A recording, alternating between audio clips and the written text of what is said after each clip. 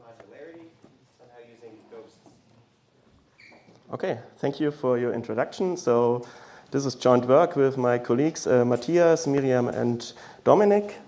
And I'm going to tell you how to extract modularity from interleaving-based proofs. So what does this actually mean? So first of all, consider this, this basic problem. You have a program and a specification, and now you want to know whether the program satisfies the specification. So you ask some automatic verifier, and it says, yes, it does satisfy the specification. So should you now trust this verifier? Well, probably no, because even if we prove the underlying verification technique to be correct, there still might be some implementation bugs. So even though the verifier says that a program is correct, it might actually not. So in order to increase the trust in the verifier, it additionally should output some kind of certificate. So a certificate, so it should not only say that a program is correct, but also give some reason for that. And such a certificate can then be automatically checked in order to increase trust in the verifier. And we want to work on concurrent programs. So we want to have certificates for concurrent programs, and they should be somehow compact, so they should not be too large. And additionally, it should be possible to check them efficiently, right? Such that you can just build a simple validator that does so quite fast. So how could such a proof for concurrent programs look like? So one approach would be something called interleaving-based proof. So here you can see a program consisting of two threads that run in parallel, so in red and blue. And what a verifier might just do to proving the program to be correct is just go over all the interleavings of the program, right? So here you have execute two actions of the first thread and then of the second and so on. And how could such a proof look like for this interleaving to be correct? Well, it could be just a sequence of Hort triples that so that you start with phi 0, then you execute A1, then phi 1 holds, and so on and so on. And right, but you have to do this for every interleaving in the program, right? So you pick another one, you get another proof, and so on and so on.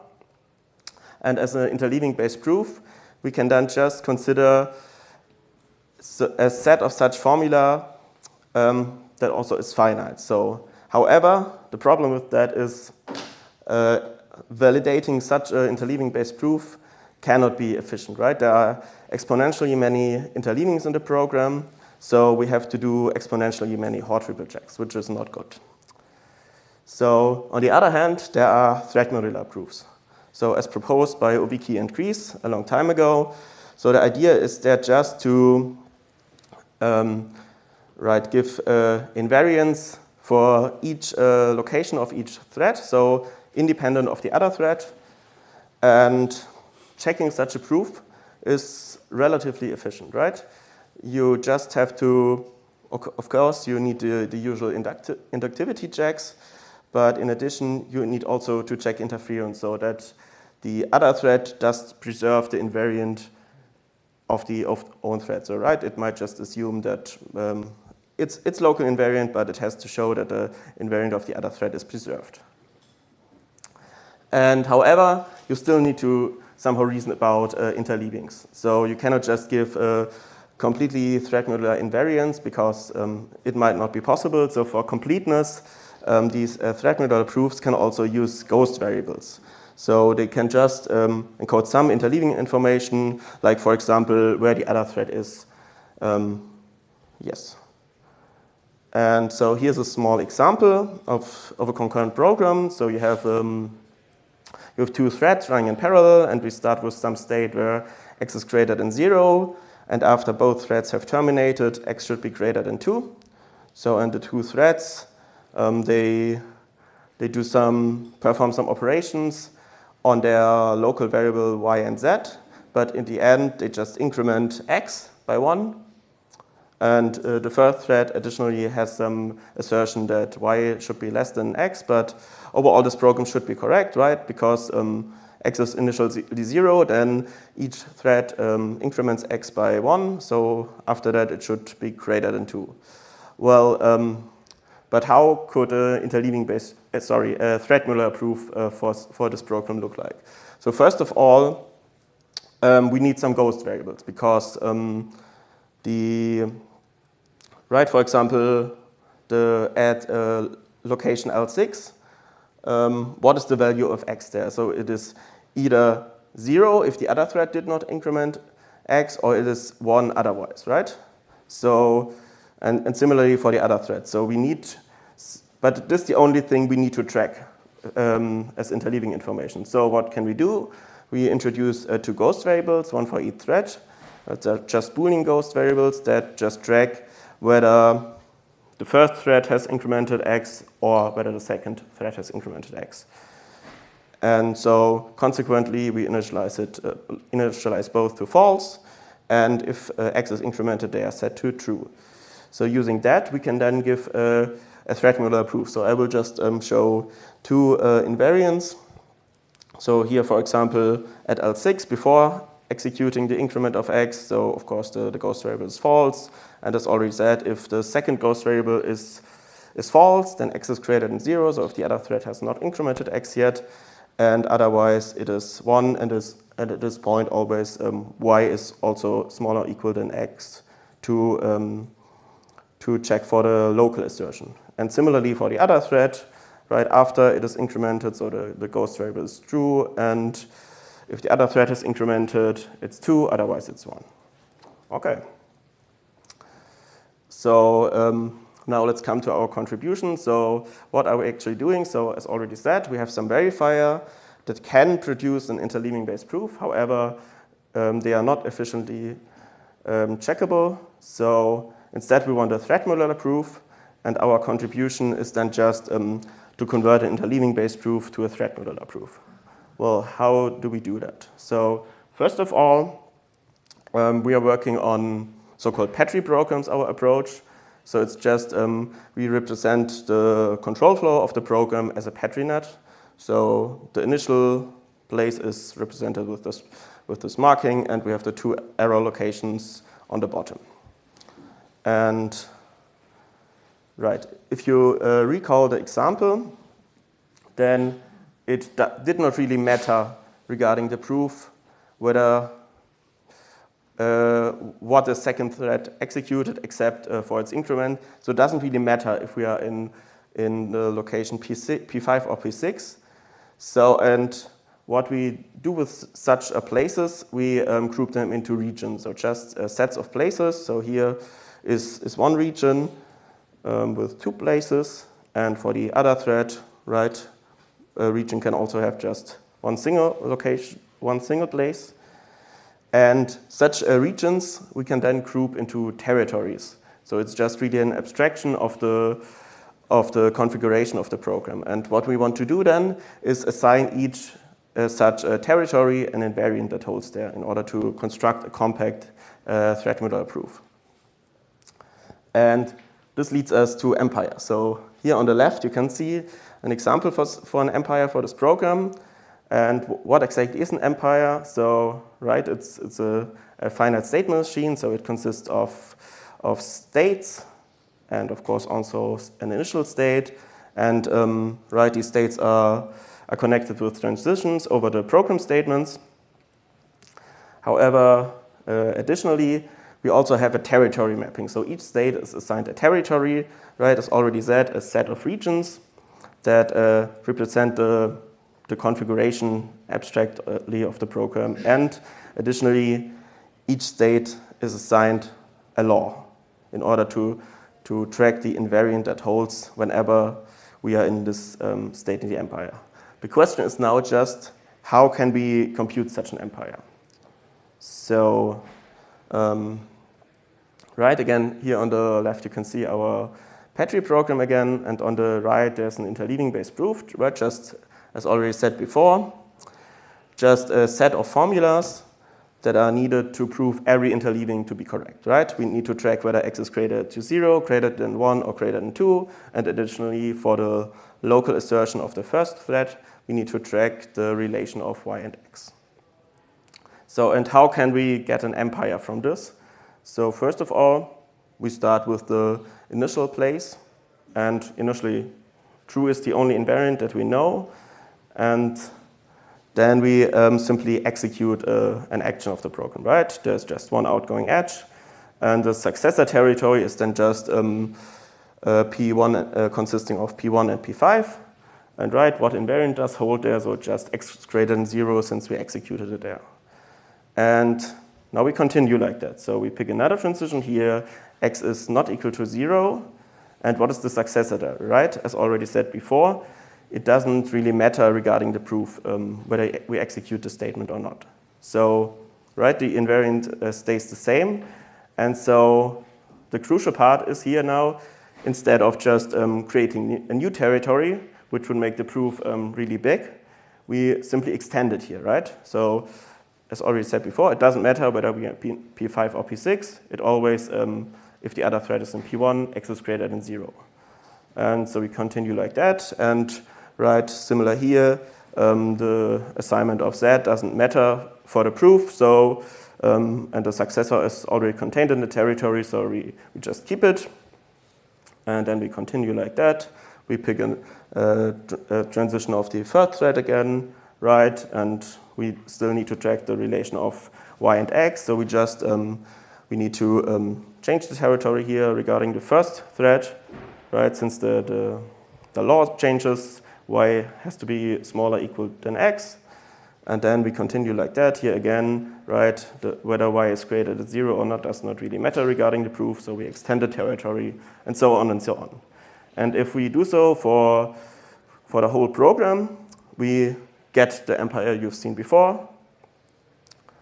And right, it's already relatively compact. However, we actually want to get a thread-modular proof in that. And how could such a thread-modular proof look like? So first of all, we need ghost variables. And right, so the important interleaving information are just the states of this empire, right? And what we do, we simply introduce a single ghost variable that tracks the current state of the empire. And consequently, we initialize it to Q0 and we update it on every transition. However, we might omit updates if these statements just occur on loops. And right, and how could the invariance for each place then look like?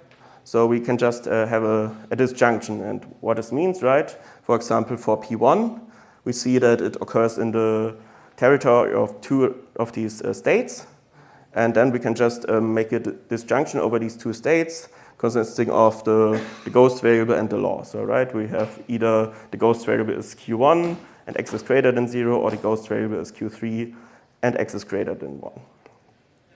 And if we do so, we get a thread-modular proof can get a thread-modular proof for the whole program. You see the invariance here in purple and the ghost updates in green. You see here the invariance for each of the places. And right, you see it's already relatively compact. There are at most 3 cases, so relatively good. However, what you may notice in the right-hand thread, there's still assertions or invariance over the variable y, which is just local to the first thread. It doesn't really matter to the second thread. However, we also developed a technique called focus that could get rid of these assertions. If we just, for example, if we prove the reachability of these 2 error locations separately, then we can make use of the modularity of the interleaving-based proof to get an even better thread-modular proof. Okay. And we also evaluated our approach. So, right, as already said before, we use an interleaving-based proof to convert it to a thread-modular proof. So we used the tool Ultimate Automizer as a verifier to compute such interleaving-based proofs.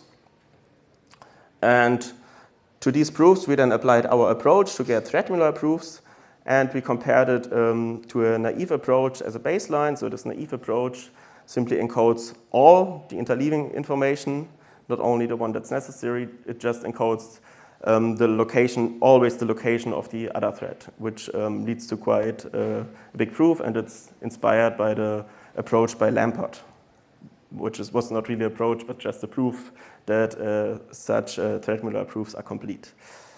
And as benchmarks, we simply used 1100 C programs from SVComp25.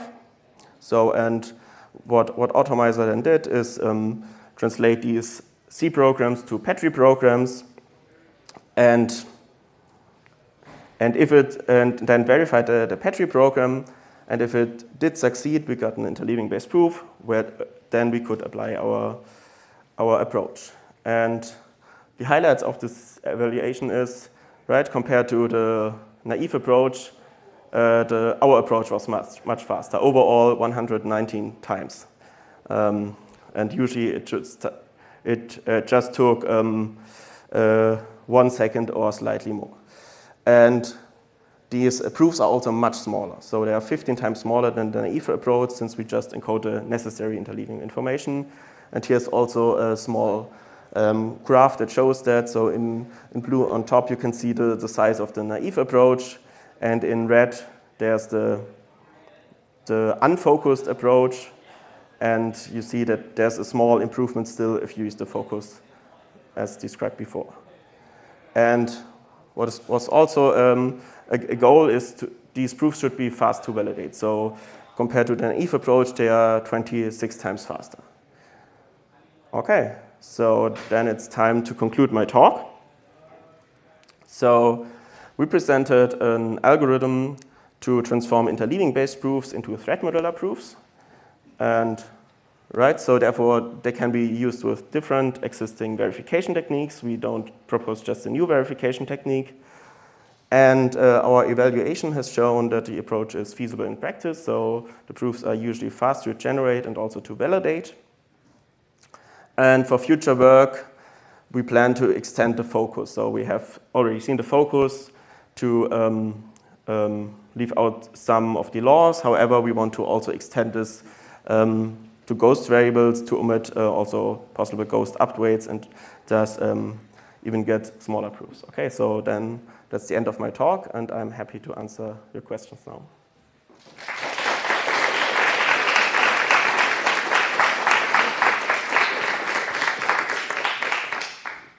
What questions do we have?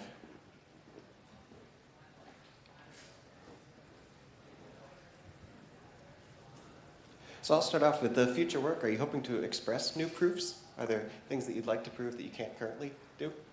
So the approach is complete. So whenever the program is correct, there exists a thread-modular proof. And also, of course, the verifier needs to find an interleaving-based proofs, but it's just we want to get a smaller proof. And that could be then more easier to be validated.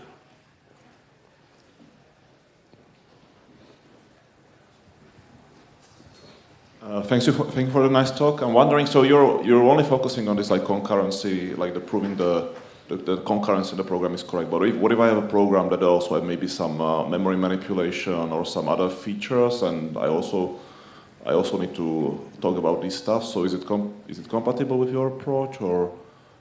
So you mean different specifications, or? Yeah, suppose like you want to like verify some concurrent data structure, like some concurrent list or something like that, then you also need to talk about the shape at some point. And the question is like, how is it modular with respect to the shape part, or? So well, we simply focused on these Petri programs, and thus relied on Automizer to get us a Petri program, so it can handle different specifications on the C level. And so in principle, our approach could be also applied to different specification on C programs.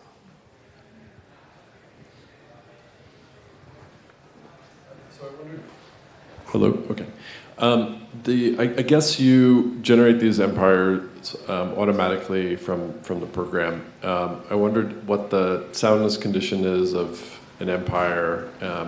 For example, if you wanted to, for some reason, write your own empire and then check whether, is there a way to check whether it was sound? Yes, sure. So,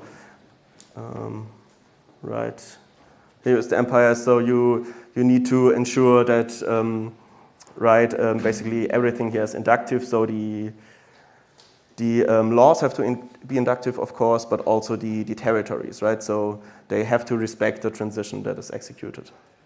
And right, and of course also, right, we could also omit the error locations here, since they should have label false anyway. But if they are there, they should also be labeled with false. But you can give such an empire also manually. And we can then transform it to a thread-modular proof.